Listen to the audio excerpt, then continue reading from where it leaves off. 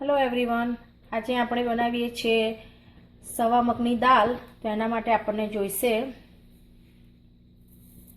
છીણેલું આદું, છીણેલું લસણ, લીલા મરચાં, લાલ આખા મરચાં, લીમડો અને થોડો ફુદીનો, ઝીણી કાપેલી ડુંગળી, ઝીણા સમારેલા ટામેટાં, પલાળેલી 1 કપ મગની દાળ અને 2 કપ સવા ભાજી, જે મેં 2 થી 3 પાણીમાં ધોઈ અને ચોખ્ખી કરીને મૂકી છે. અને એની અંદર જશે લાલ મરચું, હળદર, હિંગ, ધાણા જીરું અને જીરું અને થોડો કિચન કિંગનો ગરમ મસાલો.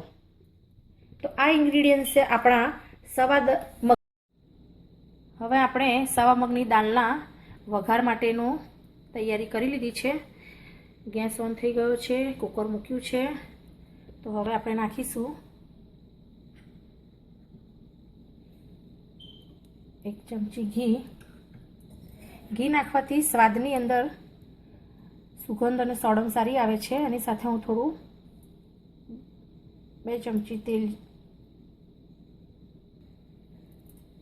એમાં જીરું નાખ્યું.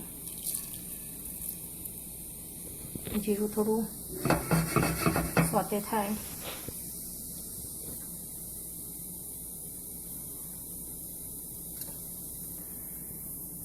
તો ચૂટકી હિંગ નાખી, કારણ કે આ બાંધાની હિંગ છે એટલે ઘણી તેજ હોય, એટલે હિંગ નાખતા થોડું ધ્યાન રાખવાનું.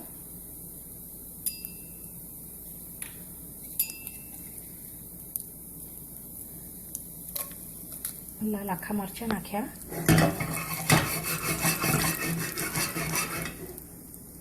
લાલ આખા મરચાં સોતે થઈ રહ્યા છે.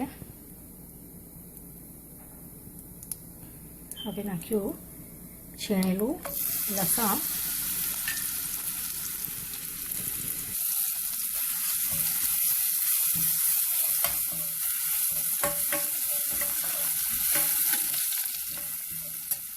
ગેસ આપણે થોડો મીડિયમ આંચ ઉપર કરીશું. છીણેલું આદું, લીલા મરચાં,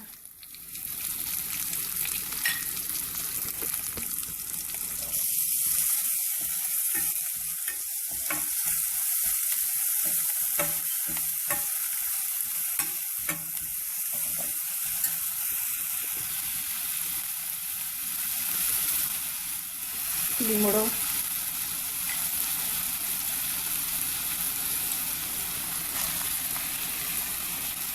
ઝીણી સમારેલી ડુંગળી. તમે જોઈ રહ્યા છો કે મસાલો થોડો સોતે થઈ ગયો છે. એની અંદર હવે આપણે મસાલો કરીશું. તેમાં નાખીશું આપણે હળદર, લાલ દળેલું મરચું. એ તમે સ્વાદ પ્રમાણે નાખી શકો. તમે કેટલું તીખું અને સ્પાઇસી તમને જોઈએ છે એ પ્રમાણે તમે મરચાં નાખી શકો.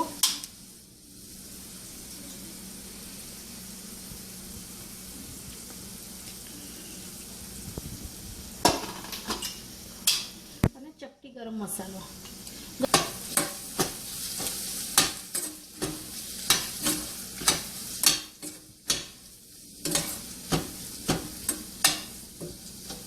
એ નાખ્યા પછી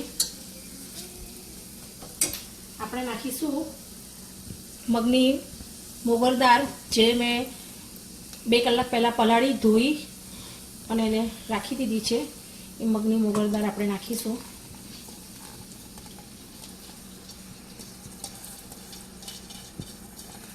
મેં હાથ ધોઈ અને ચોખ્ખા કરેલા છે. મગની મોગર દાળ નાખ્યા પછી આપણે એડ કરીશું સવા ભાજી.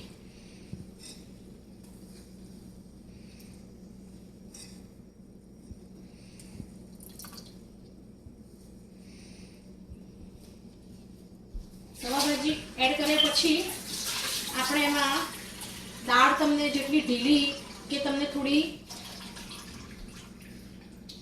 ગાઢી દાળ જોઈતી હોય એ પ્રમાણે તમે પાણી ઉમેરો. હું 2 કપ પાણી ઉમેરી રહી છું.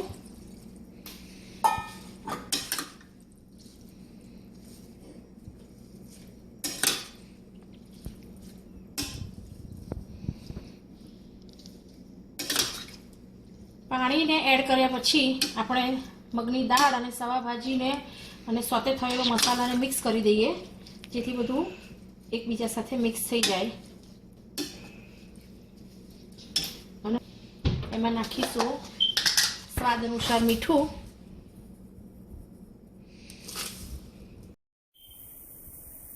સવા મગની દાળ આપણે બધું એડ કર્યા પછી કુકર બંધ કરી અને 1 સીટી મારવાની.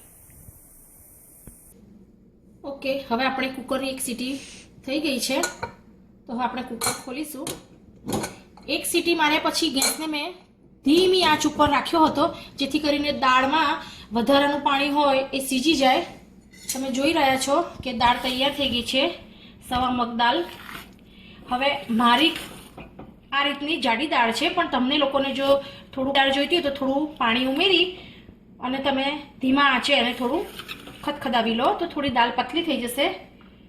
પણ આ રીતની દાળ છે એ તમે રોટી સાથે, પરાઠા સાથે તમે વાપરી શકો, રાઈસ સાથે પણ વાપરી શકો.